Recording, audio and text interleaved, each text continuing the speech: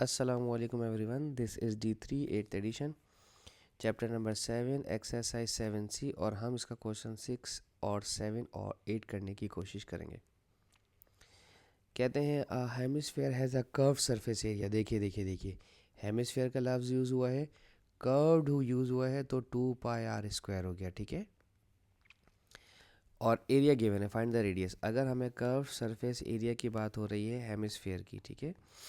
Cylinder की अलग होती है, कोन की अलग होती है और हेमिस्फेयर का कर्व्ड अलग होता है।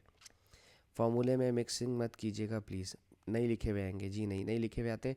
अगर आप ये सोच रहे हैं कि पेपर में कैम्ब्रिज में आप लिखे हुए आएंगे, तो सारे नहीं लिखे हुए आते। वो भी एग्ज़ाम ले रहे हैं, वो मजाक नहीं कर रहे। 364.55 कर्व सरफेस एरिया की वैल्यू 2πr²। पाई को पाई से कैंसिल करें, 364.5 को डिवाइड बाई 2 करें, 364.5 डिवाइड बाई 2 ये आ रहा है 182.25। और रेडियस पे स्क्वायर है, रूट हटाने के लिए, स्क्वायर हटाने के लिए रूट ले लीजिए, तो ये आ रहा है 13.5। तो रेडियस कितना आ गया, 13.5 सेंटीमीटर। और नियरेस्ट वेयरेस्ट लिखने की ज़रूरत नहीं, क्योंकि हमारे पास यही आंसर है इसका, ठीक है। तो ये ख़त्म। अब हम इसका 7 देखते हैं। 7 में कह रहे हैं find the number of steel balls. Okay, ये सवाल मैंने अभी जो है ना रिसेंटली एक कहीं और किसी बुक में बिल्कुल सेम इसी तरह का किया है। अब मज़े की चीज़ ये कि काश मैं आपको ये बात सही से समझा सकूं कि इसमें मसला क्या है। देखें, कह रहे हैं find the number of steel balls bearing. आपको नंबर ऑफ बॉल्स चाहिए, ठीक है, कि कितनी नंबर ऑफ बॉल्स आप बना रहे हैं। ईच ऑफ डायमीटर 0.7, तो इसका मतलब उस बॉल का रेडियस कितना हो जाएगा, 0.7 का आधा कर देंगे तो 0.35 सेंटीमीटर हो जाएगा, ठीक है। मैंने डिवाइड बाई 2 कर दिया। Which can be made from 1 kg। और आपके पास टोटल मास दे दिया है, टोटल मास है आपके पास 1 kg। और कहते हैं आगे of which given that 1 centimetre cube of steel has a mass of this much.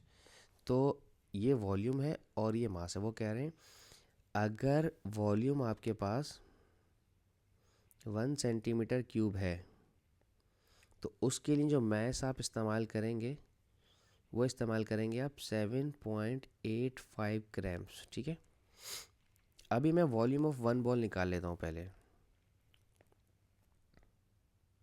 अब आप बोलेंगे वॉल्यूम तो दिया भाई, यार ये स्टैंडर्ड वॉल्यूम है, ये कोई बॉल होगी जिसका रेडियस मुझे नहीं पता कितना होगा, तो ये वॉल्यूम आया हुआ। लेकिन हमारे पास रेडियस है 0.35, तो हम हमारी बॉल का वॉल्यूम निकालेंगे कि जो हमने बॉल बना रहे हैं उसका वॉल्यूम क्या है।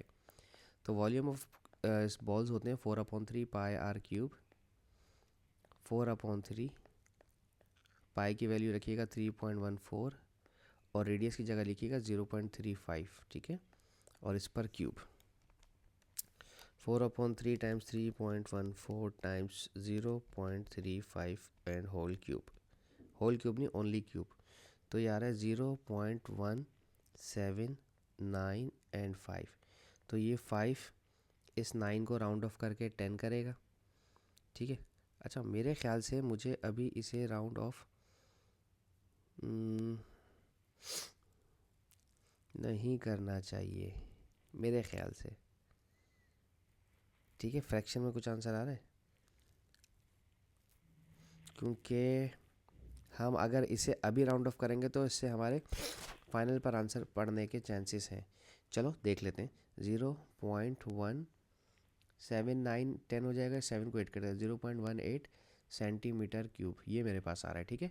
तो जो मेरे पास जो बॉल है उसका जो वॉल्यूम है वो है 0.18 सेंटीमीटर क्यूब। तो मुझे ये पता करना है कि मेरी एक बॉल के लिए मुझे कितना मास चाहिए। इसको इससे मल्टीप्लाई करवा दें, तो 7.85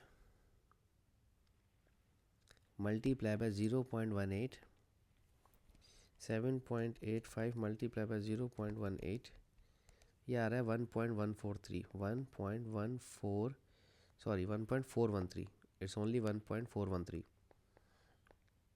1.413 ग्राम्स, ठीक है।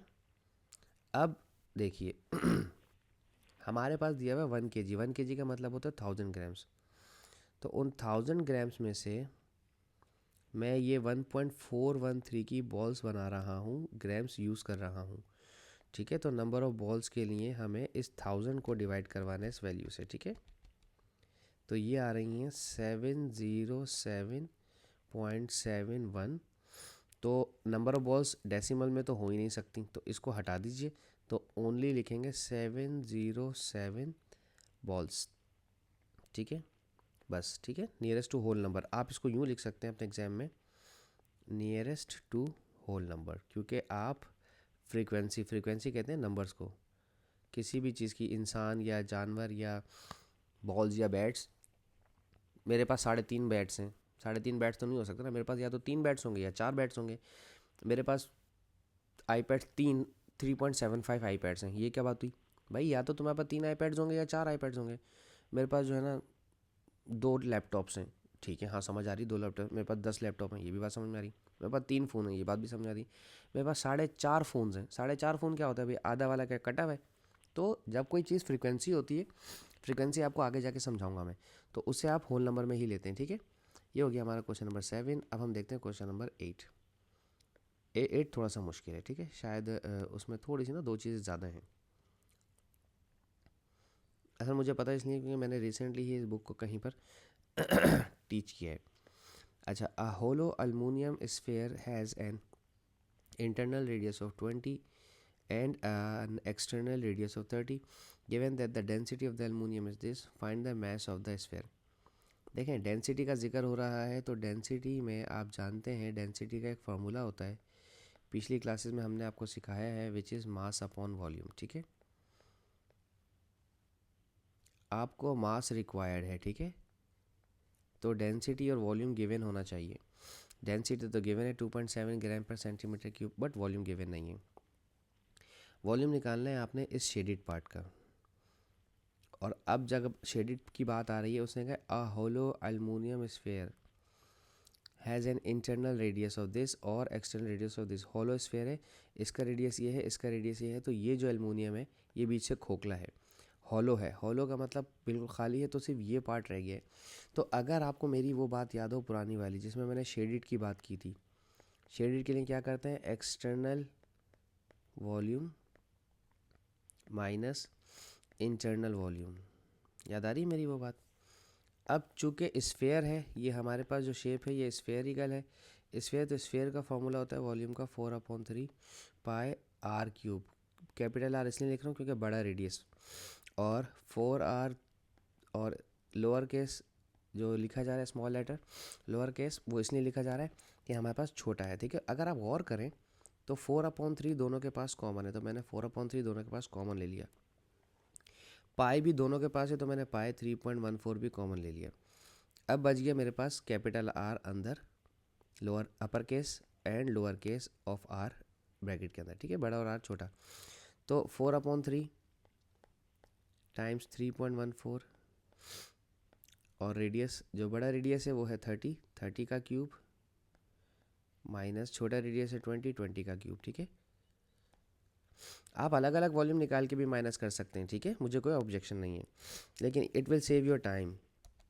3.14 और 30 का क्यूब माइनस 20 का क्यूब, तो ये आंसर आ रहा है, ओह काफ़ी बड़ा आंसर, 79546.66। अब मेरे ख्याल से मुझे अभी फ़िलहाल इसे मैं राउंड ऑफ वो करना पड़ेगा, लेकिन 3 सिग्निफिकेंस में करूँगा तो आंसर बहुत ख़राब आ जाएगा। तो 66666 है, तो हम 67 ले लेते हैं। ठीक है, चलें इसको अभी नहीं छेड़ें।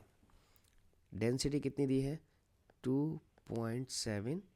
इसको मल्टीप्लाई करवाना है वॉल्यूम से। ठीक है, ये जो वॉल्यूम डिवाइड कर रहे हैं वहाँ जाके मल्टीप्लाई करेगा तो मैस आ जाएगा। ठीक है, तो मैस निकालने के लिए 2.7, और मैंने अपनी कैलकुलेटर को डिस्टर्ब नहीं किया है, तो ये जो मेरे कैलकुलेटर में बहुत बड़ी सी वैल्यू आई हुई है, इसी वैल्यू को मैं अपने कैलकुलेटर में सिर्फ सिंपल टाइप करूँगा, मल्टीप्लाई बाय 2.75। 2.7 सही है, क्योंकि ये वाली वैल्यू तो मेरे कैलकुलेटर पर ऑलरेडी नज़र आ रही है। मल्टीप्लाई बाय, यानी कि अब मेरे पास आंसर आ जाएगा 2.7 इज इक्वल्स टू, ये आ रहा है 2147 776 ग्राम्स। ग्राम्स को चेंज करेंगे 1000 से डिवाइड करवा के मैस किलोग्राम में, क्योंकि स्टैंडर्ड मैस का यही होता है, ठीक है। तो ये आ गया टू, सॉरी पॉइंट मैंने गलत लगा दिया अभी, 214.776। तो nearest to three significance figure, round off to three significance figure 214 जो है ये राउंड ऑफ होके 215 हो जाएगा। 21500 लिखने की ज़रूरत नहीं है, और ये केजी है हमारे पास, ठीक है। तो इस तरह से हमारे 3 क्वेश्चन यहाँ पे ख़त्म हुए। होप सो मैं आपको समझाने में कामयाब रहा हूँ। Thank you so much for watching my channel. अल्लाह हाफिज़।